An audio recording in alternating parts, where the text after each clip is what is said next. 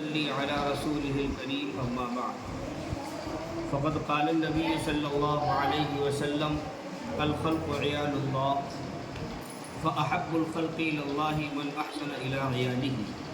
او کما قال النبی صلی اللہ علیہ وسلم۔ عزیز طلباء، طالبات اور معزز حاضرین، آج کا دن 2 اکتوبر کا دن ہے۔ آج ہی کے دن ہمارے ملک کی ایک عظیم شخصیت، بابائے قوم، جن کو مہاتما گاندھی کہا جاتا ہے، ان کی ولادت ہوئی۔ ان کا آج یوم ولادت ہے، جس کو گاندھی جینتی کہا جاتا ہے۔ 2 اکتوبر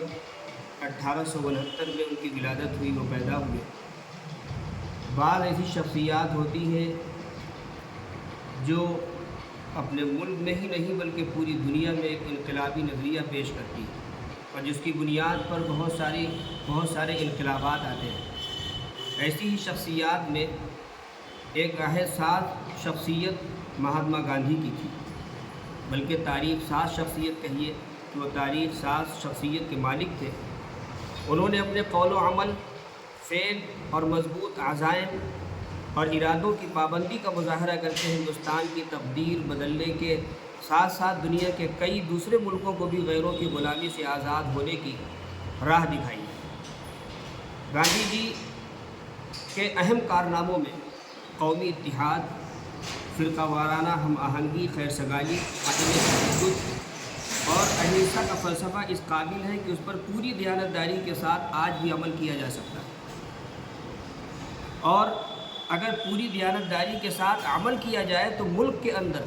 اور باہر پنپنے والے تشدد، عدم برداشت کے ماحول کو ہم دور کر سکتے ہیں۔ تو گاندھی جی کے تمام آدرش، اصول، خواہ وہ اہنسا ہو، ستیہ گرہ ہو، بھائی چارہ ہو،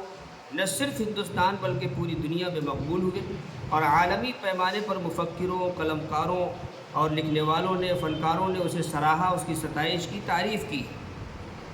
گاندھی جی کا مسلک تھا کہ سرو دھرم سمبھو، یعنی تمام مذہبوں کو پھلنے پھولنے کا حق ہے، آزادی حاصل ہے۔ یا یوں کہہ لو، ان کا ایک اصول تھا کہ جیو اور جینے دو، یہ ان کا اصول تھا، اور اس پر وہ سختی کے ساتھ کاربند رہے۔ آج بھی مختلف گروہوں میں، قوموں میں، ملکوں میں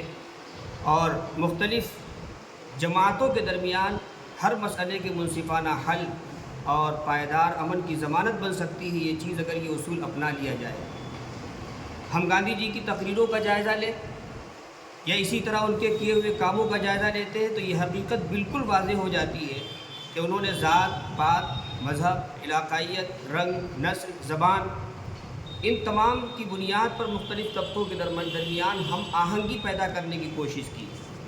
اور قومی ایکتا کا یہی نظریہ ان کی فکر کا بنیادی پتھر ہے، جس کی وجہ سے ان کو اتنی شہرت حاصل ہوئی اور اس کی وجہ سے ان کو یہ مقبولیت لوگوں کے درمیان ملی، جس پر وہ ایک خوشحال قوم کی تعمیر کرنا چاہتے تھے۔ گاندھی جی کا یہ نظریہ اس قومی روایت پر مبنی معلوم ہوتا ہے جس کے مطابق پوری کائنات کو اللہ کا کنبہ قرار دیا گیا۔ میں نے شروع میں روایت پڑھی تھی حضور اکرم صلی اللہ علیہ وسلم کا یہ ارشاد کہ الخلق عیال اللہ، ساری مخلوق اللہ کا گھرانہ ہے، اللہ کا کنبہ ہے۔ فاحب الخلق الی اللہ من احسن الی عیالی،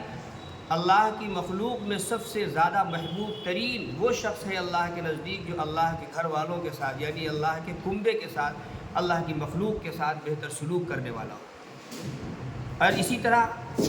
یہ جو سبق ہمارے نبی جناب محمد الرسول اللہ صلی اللہ علیہ وسلم نے دیا ہے، بہت سارے مختلف ان کی کتابوں کے اندر بھی، غیر مسلموں کی کتابوں کے اندر بھی یہ چیز ملتی ہے، اور روایات ہندو مذہب کی کتابوں بھی مختلف الفاظ کے ساتھ ہیں۔ یہ گاندھی جی کی آفاقی فکر تھی کہ جس نے انہیں رنگ و نسل، ذات، برادری و علاقائیت کے امتیازات سے اوپر اٹھ کر سوچنے کی تحریک دی۔ مہاتما گاندھی کو اس کا احساس تھا کہ ہندوستان کو اس وقت تک آزادی نہیں مل سکتی ہے جب تک یہاں کے رہنے بسنے والے دو بڑے گروہ، جن کو آپ ہندو مسلم کے نام سے جانتے ہیں، جب تک 2 فرقے باہم مل جل کر رہنا نہیں سیکھ لیں گے، اگر آزادی مل بھی گئی تو حقیقت میں وہ آزادی نہیں ہوگی جس کے ہم سب متمنی ہیں۔ گاندھی جی ہندو مسلم اتحاد کے زبردست حامی تھے، اور ان کا خیال تھا کہ اگر ہندو اور مسلمان امن و بھائی چارہ کے ساتھ زندگی گزارنا سیکھ لیں تو اس ملک کا، جسے ہم بھارت کہتے ہیں، بھارت کے نام سے جانتے ہیں، اس کا وجود پائیدار ہو جائے گا اگر امن و سلامتی کے ساتھ ہم لوگ رہنا سیکھیں۔ گاندھی جی نے مختلف مذاہب کی کتابوں، دنیا کے قابل ذکر دانشوروں کے افکار و نظریات کا مطالعہ کیا تھا۔ ان کے بارے میں بتایا جاتا ہے کہ وہ ہر صبح گیتا کے ساتھ قرآن مجید اور انجیل کا بھی مطالعہ کرتے ہیں، یہ ان کی خصوصیت تھی۔ ان سے جب معلوم کیا گیا کہ رام راج سے آپ کیا استھاپت کرنا چاہتے ہیں، آپ کا کیا تصور ہے، تو اس پر انہوں نے بڑی عجیب بات کہی کہ جو ہم سب کے لیے بڑی رہنما بات ہے۔ انہوں نے کہا تھا کہ رام راج کے ذریعے سے میں وہ عہد لانا چاہتا ہوں، وہ دور حکومت لانا چاہتا ہوں جو سیدنا دوسرے خلیفہ اسلام کے دوسرے خلیفہ سیدنا حضرت عمر فاروق رضی اللہ تعالیٰ عنہ کا دور خلافت تھا۔ کتنی بڑی بات ہے، یعنی ان کو اسلام کے دوسرے خلیفہ سیدنا حضرت عمر فاروق رضی اللہ تعالیٰ عنہ کا دور خلافت اس قدر پسند تھا، وہ کہتے تھے کہ ہندوستان میں ہم وہی نافذ کرنا چاہتے ہیں، اس کے اندر انسانیت کی بقا ہے، اس کے اندر انسانیت کا وجود، اس کے اندر ضمانت ہے۔ تو بہرحال یہ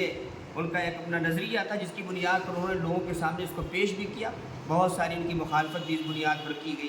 تو ملک میں صدیوں سے چلی آ رہی ایک چیز اور بھی تھی، ملک میں صدیوں سے چلی آ رہی چھوت چھات کی لعنت تھی، اونچ نیچ کی لعنت، کہ یہ فلاں ہے، یہ فلاں ہے، یہ فلاں ہے۔ جو کم ذات ہے ان کے ساتھ معاملہ دوسرا کیا جاتا تھا، اونچی ذات والوں کے ساتھ معاملہ دوسرا کیا جاتا تھا۔ تو اس لعنت کے خلاف بھی انہوں نے تحریک چلائی اور لسانی تفریق کو دور کرنے کے لیے ہندی اردو کے بجائے انہوں نے ہندوستانی زبان کا تصور پیش کیا۔ ہندی اردو یہ بانٹا نہیں انہوں نے، بلکہ ہندوستانی زبان کا تصور پیش کیا، اور وہ اردو کو ایک ایسی شکل دینا چاہتے تھے جس میں فارسی اور عربی کی جگہ مقامی اور علاقائی زبانوں کے آسان الفاظ استعمال ہو، تاکہ ہندوستان کا ہر فرد بشر کوئی بھی ہو، کسی بھی مذہب سے متعلق ہو، کسی بھی قوم سے متعلق ہو، اس زبان کو سمجھ سکے، اور یہ ہندوستانی زبان پورے ملک کے اندر پورے ملک کو لسانی سطح پر جوڑنے کا ذریعہ بن جائے۔ ان کا یہ ایک نظریہ تھا اپنا۔ گاندھی جی کی عظمت کا ایک راز یہ بھی ہے کہ ملک کی آزادی کے بعد انہوں نے اقتدار میں کوئی حصہ نہیں لیا، حکومت میں کوئی حصہ نہیں لیا انہوں نے، اور اقتدار سے اس دوری نے انہیں عظیم سے عظیم تر انسان بنا دیا، اور وہ علامہ اقبال کے اس شعر کی مثال بن گئے کہ مذہب نہیں سکھاتا آپس میں بیر رکھنا، ہندی ہے ہم وطن ہے ہندوستان ہمارا۔